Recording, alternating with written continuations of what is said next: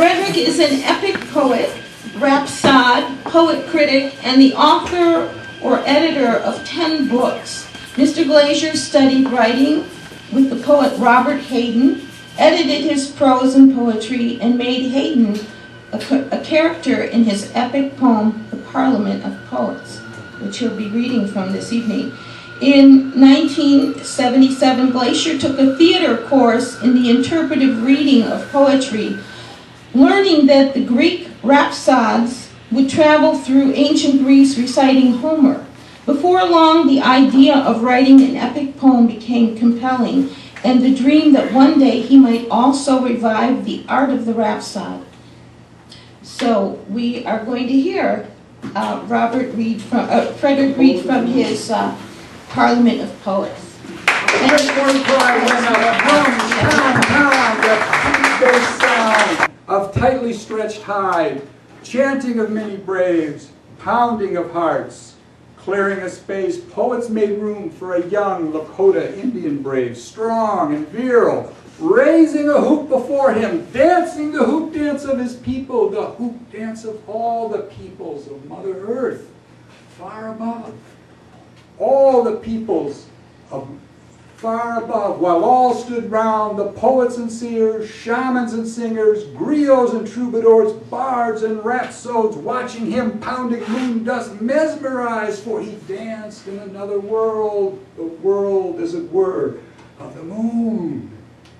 Behind him all could see the hoop of the earth, beyond the hoop of the moon, within the hoop of the moon's own hoop, the hoop of our rotating solar system, the hoop of the spiraling Milky Way, the hoops of the innumerable galaxies, the hoop of the endless universe.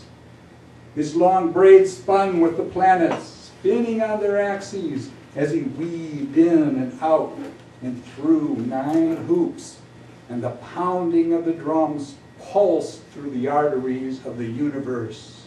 First one way and then the other, his moccasins dancing through moon dust, feathers proudly worn, hide loincloth, pipe bone breastplate and headdress, transfixing everyone by the power of his dance. Seen by all, an even more astounding sight took place as he slowly changed into an ancient medicine man.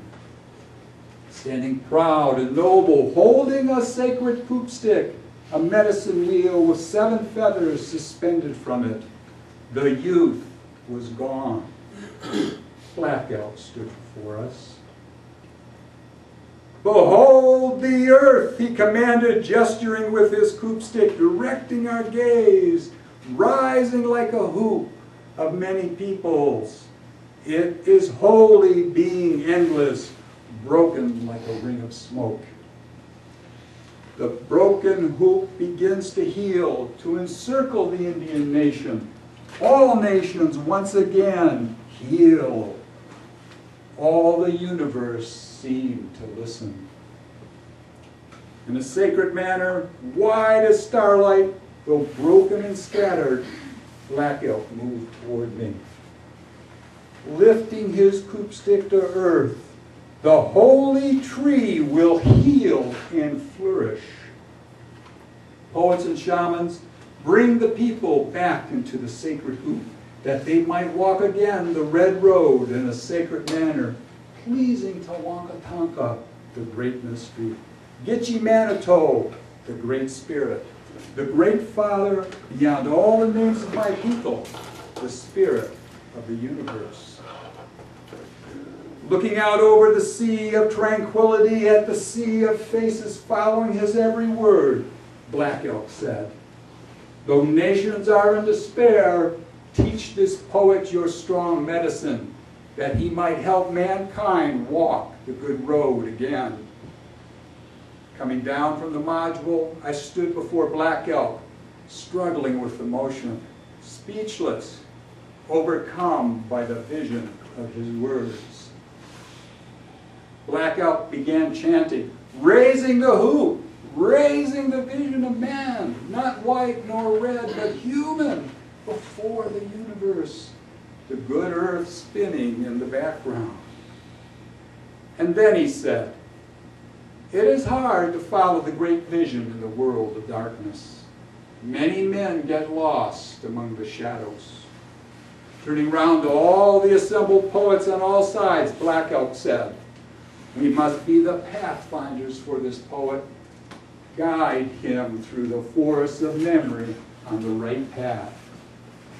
Even I despaired for my people, thought the people's beautiful dream had died.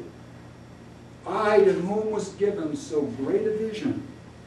Sometimes dreams are wiser than waking.